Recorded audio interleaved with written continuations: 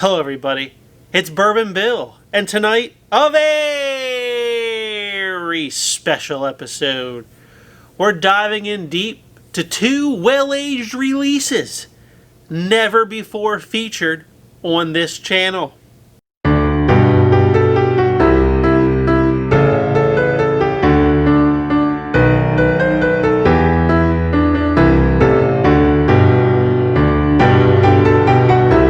Because this channel always gives you more, it's not one, but two.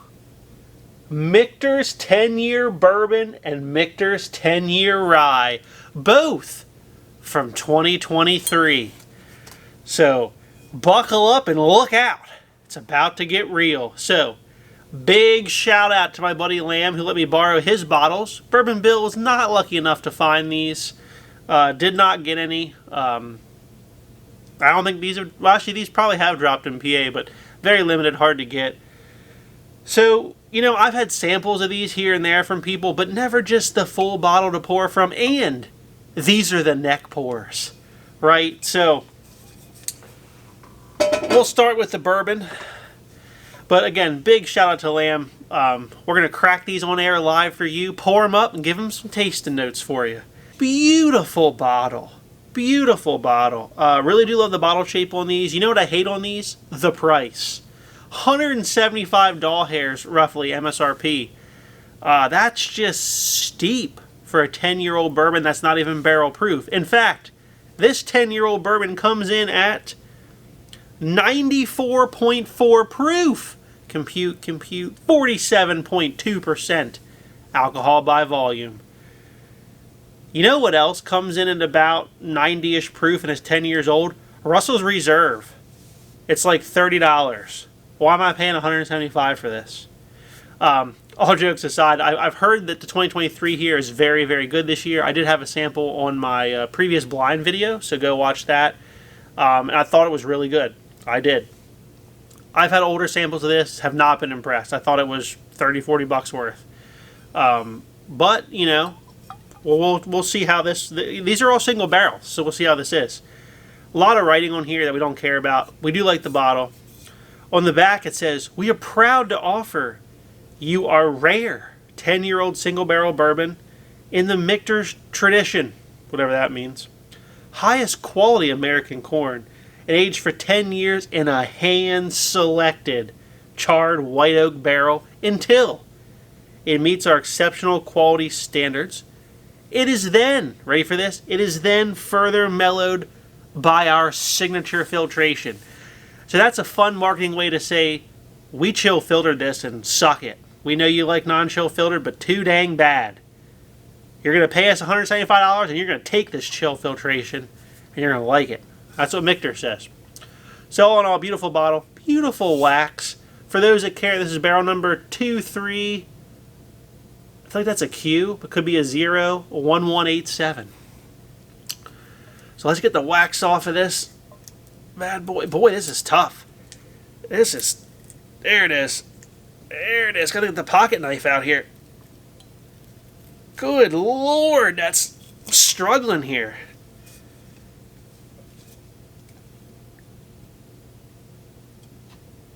America. Look at that. The cork came out with the...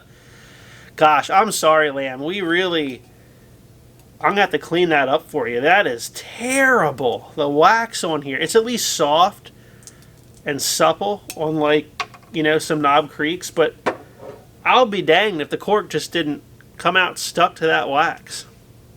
Well, all right. We got it out. Here's the neck pour.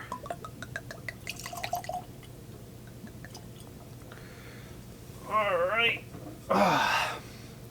Color.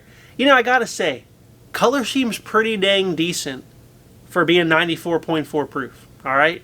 Gotta say that. We'll just give it a few swirls here because this has had zero air time before this is filmed. Alright, let's give it a nosing. Gosh, dang, does it smell delicious. It really does. The single barrel I had in my blind video, I said it kind of smelled like Dickel 15 year. There's a little bit of like a mineral orange note to it. And by dang if I don't still get that here.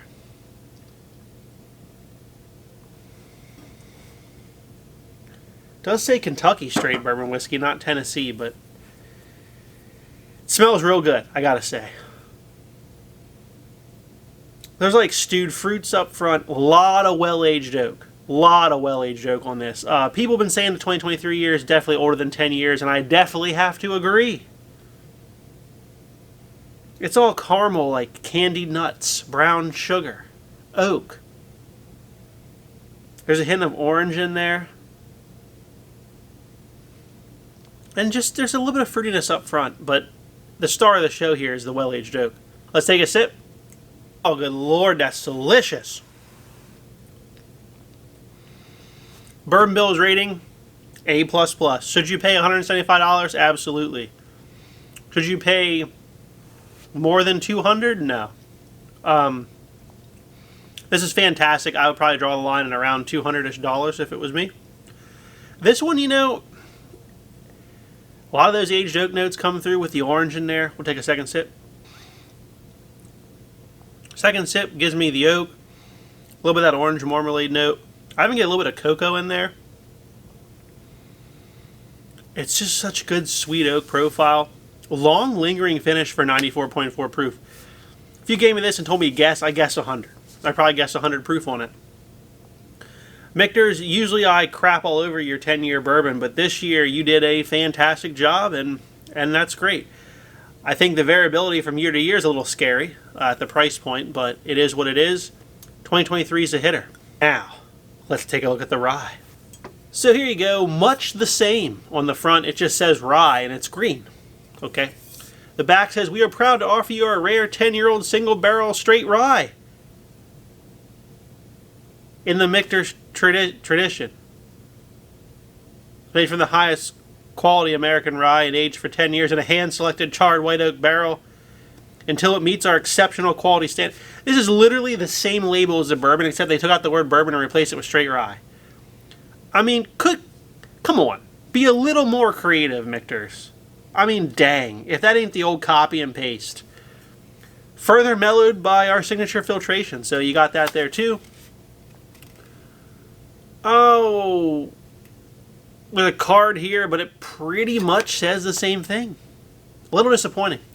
All right, let's get the wax off of this one. Oh, we're doing much better. We are doing much better here on the wax. Look at that big... Oh, there we go. America! Whoo! Much better cork pop. I hope you heard that one. So, I did a better job on this one, Lamb. That first one was crazy. All right, got our fresh crack here.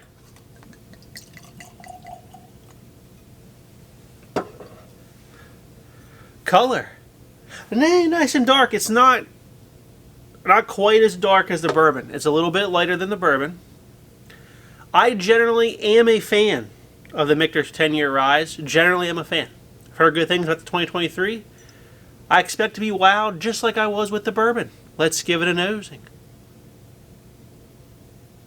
Oh, man. Just rye for days, baby. Tons of rye spice. There's like a pop of like just stone fruits and oak on here that is just makes the rye sing. You don't normally see rye this old. Gosh, that is so pleasant. There's just like this creamy, sweet oak and caramel notes and vanilla on top of just a beautiful rye spice nose. Let's take a sip. Good Lord, that's delicious. Another A++ rating and an absolute buy at $175. I'd probably pay up to $200 for it. It's that good. It really is. One more sip. A lot of like vanilla, caramel, toffee up front, followed by just a beautiful integration of the rye spice. Surprisingly, this drink's about as hot as a bourbon. Generally, the rye spice adds a little bit to it, but it's just so mellowed out by the age here that it doesn't give you, like, it's not a very like spicy rye. It's not like that at all. Gosh, an extreme delicious sipper. Now, if you have the money between these two, which one should you buy, the rye or the bourbon? So I got the bourbon here, and then the rye here. Gotta say, a little back to forth here. The rye notes just seem to overpower the bourbon, and they add a little bit of complexity that I think I would pick the rye. I know that sounds weird. I mean, it's primarily a bourbon channel, but this rye is so good. One thing I did forget to mention, though, is that the rye is 92.8 proof, compute, 46.4% alcohol by volume. So the rye is actually a little lower in proof than the bourbon, in case you didn't know. I'd say, taste-wise, they both feel about 100. So let's say you're poor. You don't have $175 to spend. You got to feed the kids, take the wife out to dinner, maybe buy yourself something else nice besides the bourbon. What could you get that might come close to these beauties? We're going to start with the bourbon alternative. There it is. George Dickel Bottled in Bond. Found locally for around $40-ish to $50 hairs. So not only is it much easier on the wallet, it's aged more. This happens to be, I believe, the 2021 or 2022 release, and it is aged 13 years. Okay, so although that Michters 10 bourbon tastes a lot older than 10, I'm sure obviously the bare minimum's 10 in there, but it's probably got a lot of older stuff in it. But according to the label, 13 years, 10. Okay. Proof, a 100. A 100 proof versus 94.4. So already we got better proof, better age, way better price. Let's give it a sip. Now look, I know a lot of you don't like Dickel, and I don't know what happened to you as a kid. You dropped on your head. It's delicious. I mean, okay, the Michters is richer, darker, and deeper on the nose. Okay, as it should be for the price difference. But you're still getting an oak component here. You're getting a little bit more orange mineralish note on this than that's on the Michters. So, on the nose, the Michters is better. But is it like $125 a bottle better? I don't know. Let's take a sip. Oh, the old Dickel Bottled in Bond is pretty good. It's more simplistic. It's just got a little bit of oak, a little bit of caramel, a little bit of orange Flintstone vitamin note, which is delicious, by the way. But it's orange marmalade with oak and a little bit of minerality. It's very good. Is it as complex, though, as this Michters 10 that I just saved from spilling? The Michters 10 is better. It's more complex. It integrates better, a little bit of that fruit. You have the real nice oak component. Just real nice oak component to it. The Michters 10 is better. I mean, yes, I'd pay $200 for it without a heartbeat if I saw it, because it is very good. But if you don't have that kind of budget, you're not taking like levels upon levels down to get the Dickel Bottled in Bond. It's not quite as good, but it's close, honestly, in my opinion. There's a Remus 5. That's right, a 5. So 6 was last year. 7 will be this year.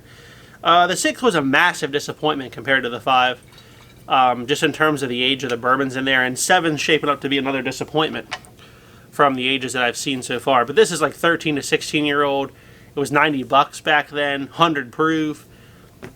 Even if it's 120 today, still cheaper than the Michters and older bourbon. Oh, immediately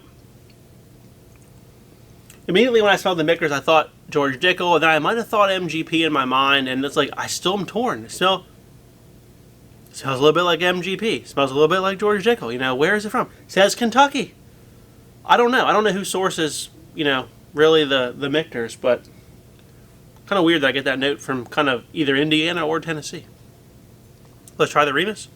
Gotta be honest, the Remus 5 just kind of crushed that Michters 10. Wow. I know that's not the newest Remus, but dang. Way more oak, way deeper, darker flavors and complexity in that Remus 5 than what we were getting in the Michters 10 even. Hopefully that gives you a good idea whether you should spend the money or not. If I saw a Michters 10 year for $175 to $200, I would still buy it in today's market. Because, Remus 5 has disappeared, and George Dickel is still out there, but I know people don't love it.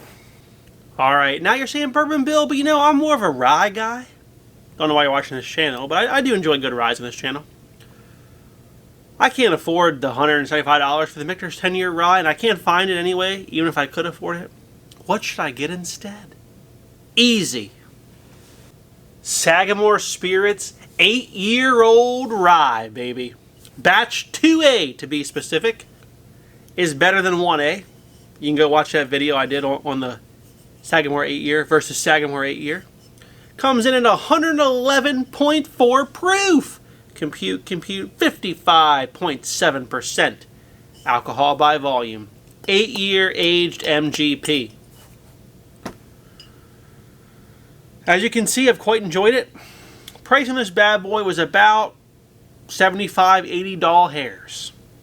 So just under half of the Michters 10-Year Rye. Well, listen to that cork pop. Alright, so we're going to compare the ryes for you. So we're 2 years younger here. 2 years younger. Tons of sweet rye notes on this one. There's oak in here. There's some fruit too. I mean, there's just... Sagamore is always kind of a sweeter profile rye. Get the stone fruits and the oak and a lot of confectioner sugar. Let's take a sip. Good Lord.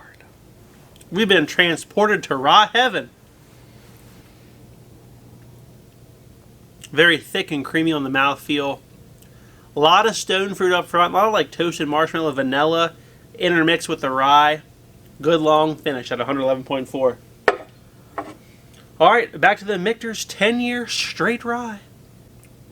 So that's what we said earlier. The flavors in that Michters 10-Year Rye are A++ rated. The vanilla, the caramels, the oak, the rye spice is just so deep, dark, and delicious. What I can say is it's not as thick on the mouthfeel. Finish is not as long as the Sagamore 8-Year. They are close. They are close, but I would probably narrowly prefer the Michters 10-Year Rye. I would. Now, is it, you know, more than double the price better? Absolutely not. Absolutely not. It's like, if I had to pay $75 or $80 for the Sagamore, I would pay like $120. You know, $115 for the Michters 10-Year Rye. I'd still buy the Michters 10-Year Rye if I could find it, absolutely.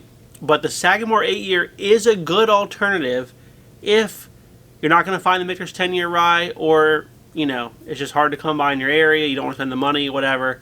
That's a good alternative. How about a Wilderness Trail Cask Strength Rye? Anywhere from $60-ish to $70, somewhere in there, okay? This one, though, happens to be a 6-year, 7-month store pick from Drug City in Maryland. Now, I'll put it in the gold again.